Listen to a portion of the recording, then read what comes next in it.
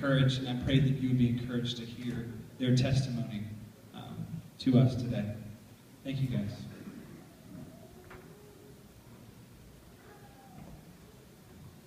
Hi, my name is Mattie Baker. Some of you probably know me. Some of you, this is the first time that you've ever seen me or heard my name, so please bear with me because you're about to learn a whole lot about me in a short amount of time. I'm going to start out with the beginning of my testimony.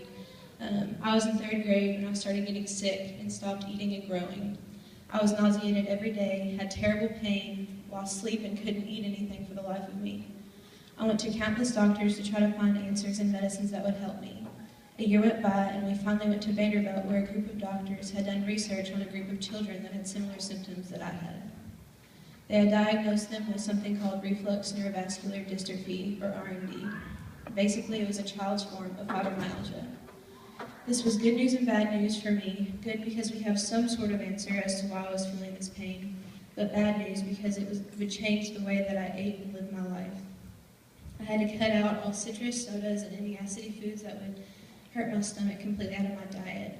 I also had to exercise daily, which was a struggle for me because every time someone tries to tell me to do something, it makes me want to do it that much less. The whole family tried getting me into a routine, and eventually I got better and didn't have as many, if any, problems. As the years went on, I noticed that I never really felt as good as I should have felt. I had never really known what it was like to feel good. And by my 8th grade year, I'd been playing basketball for a couple of years, and I really enjoyed it. But when it was time for conditioning for that season, I noticed it being harder than usual. Not the drills or the scrimmages, but taking a breath. I thought that the reason for that was because I was out of shape, so I pushed through. Instead of things getting better, they got worse. So much worse that I had to go to the doctor and see if they could increase the dose of my inhaler because I struggled to take a deep breath. Nothing helped, and we had no answer. Finally, my mom looked at my chest to listen to my lungs and discovered that I had a pectus excavatum, or in simpler terms, a sunken chest. Once we discovered this, we went to the cardiologist to make sure I had nothing wrong with the functions of my heart. We got an x-ray and found that my sternum was fallen so much that it was resting on the right ventricle of my heart. It had pushed my heart all the way to the left of my chest, nearly to my rib cage. The surgeon that we saw had told me that I could wait to have the surgery, but it could possibly get worse, and the reconstruction of my chest would be much more painful. I didn't really have time to react or freak out about what was happening within this month, because within that month, I was in surgery. June 16th of 2011, I had all of my ribs separated and my sternum pulled into place. They placed an 8-inch bar in my chest to support my sternum as it healed and secured in its place. At that time, it was the most painful thing I had ever experienced, but with God by my side and a very supportive family and friends, I made it through the roughly 2-month recovery time. I had the surgery during the summer, so many of my friends came over and supported me and watched movies and laughed with me. I tried to go back to school after I had recovered, but I started having this popping in my rib cage every time I took a breath. Imagine bubble wrap popping when you step on it or twist it, and that's what it felt like, except for it was very, very painful. I love to sing, and it's what I want to do with my life, but you have to be able to take a breath without pain or hesitation. The rib popping didn't allow that to happen. We went back to the surgeon who had performed the first chest surgery, and he was convinced that it was the bar that was causing the pain. The bar was supposed to stay in my chest for at least 6 to 8 months, but at this point it had only been around 3. We were hesitant to take the bar out early, but the surgeon said that it was a couple of inches too big for my chest and assured that it was safe to remove it. August of 2011, I had the bar removed with the hope of having it gone would fix my popping and pain. The surgery went well, and I had no reason to believe that I was going to have any more pain. Unfortunately, after I recovered from the bar removal, I continued to have popping in my chest and ribs, which resulted in more pain.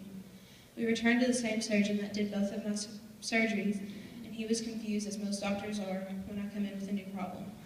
He was confused and had only seen the popping ribs, like mine, in 1 or 2 other patients.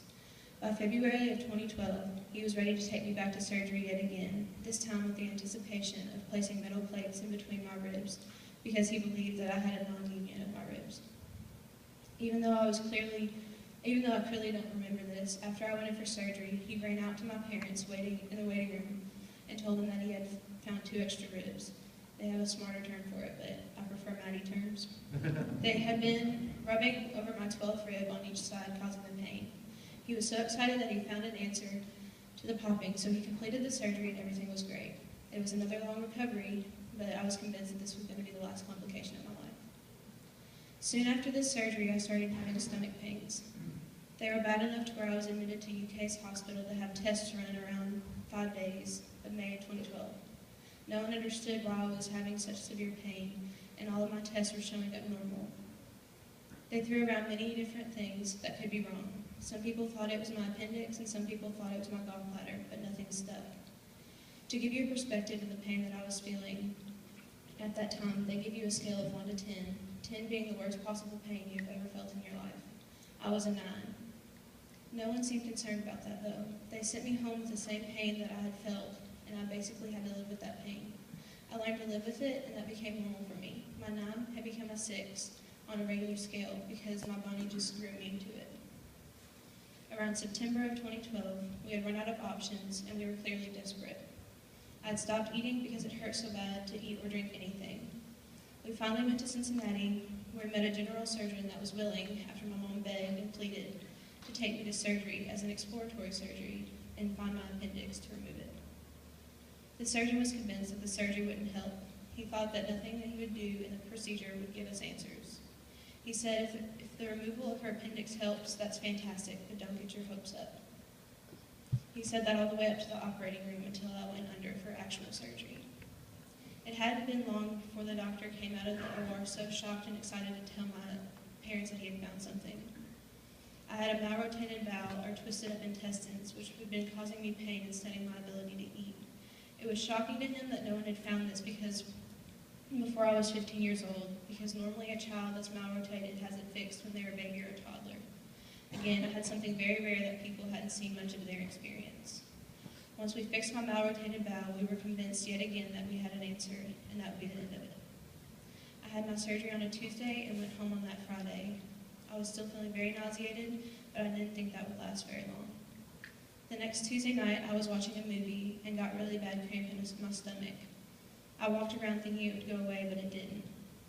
It got worse as time went on, and I got very sick yet again. I was miserable, and my pain went back up to a new level of a 9 or a 10.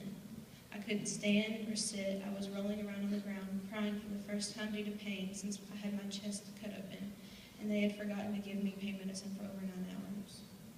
My mom called everyone she could to try to figure out the best thing for me to do at that point.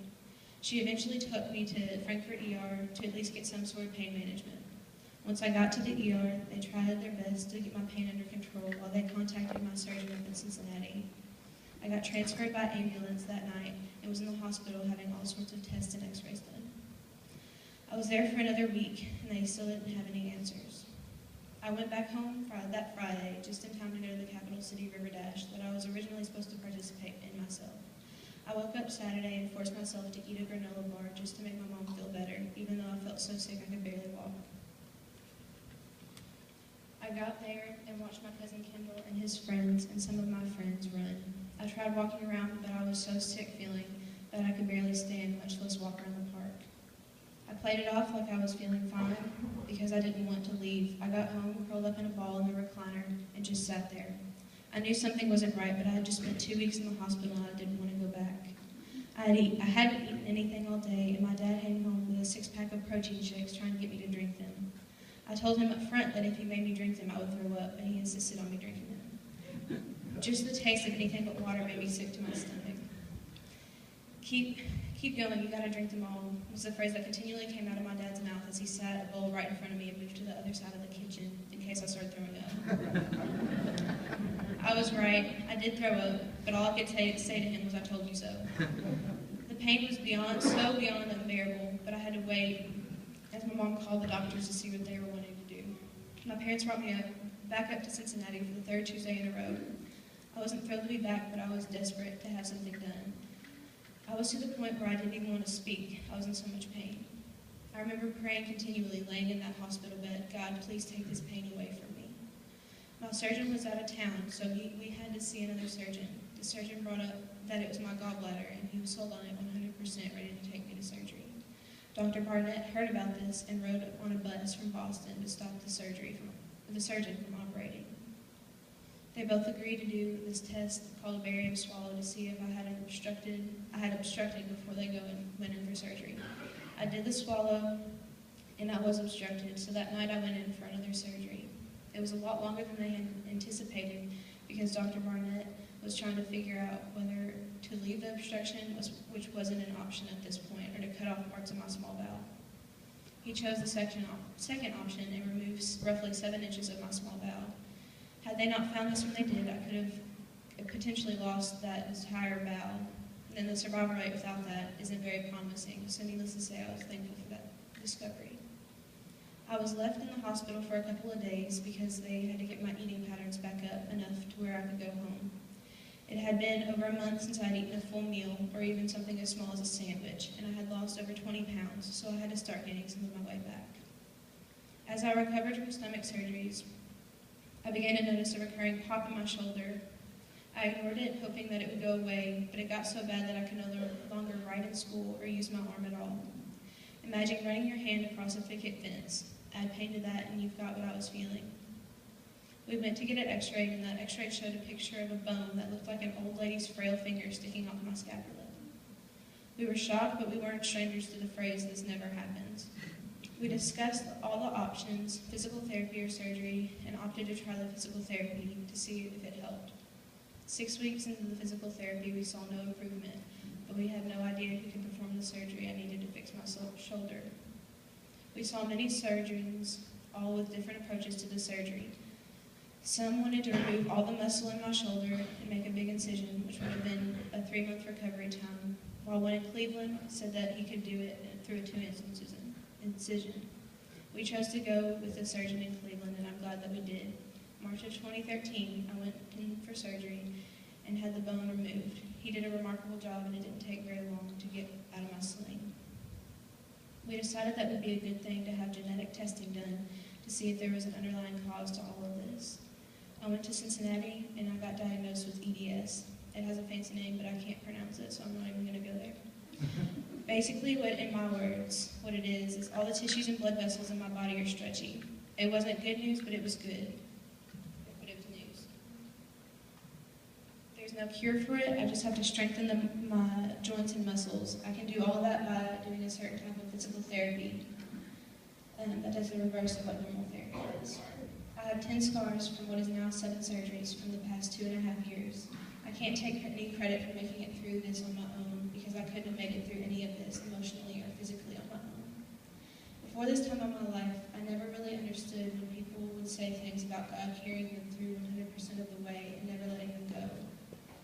The way that I finally figured out what they were talking about was maybe not the most enjoyable time of my life, but I can honestly say that I wouldn't change a single thing because it opened my eyes and made me realize that I absolutely could not make it through without God. I started seeking comfort in Him even more than before, and I found this joyfulness that I had never felt before. I never thought that laying in a hospital bed through the first 3 years of high school would be the first time that I was truly joyful. I fully believe that no matter what situation you're in, I fully believe that God is going to use it for His plan. Maybe I can't share a lot of biblical wisdom with you right now, but something that I can and will share with anyone and everyone that I come in contact with, including all of you, is how Christ has been my rock, my strength, and my joy through this time in my life. I don't want you all to feel bad for me for going through all of this. I want you to see how God has delivered me from the things that I've been through and rejoice with me. My relationship with Christ has grown over this time, and so has my medical history, and I'm very thankful to have the opportunity to share this up here with you today.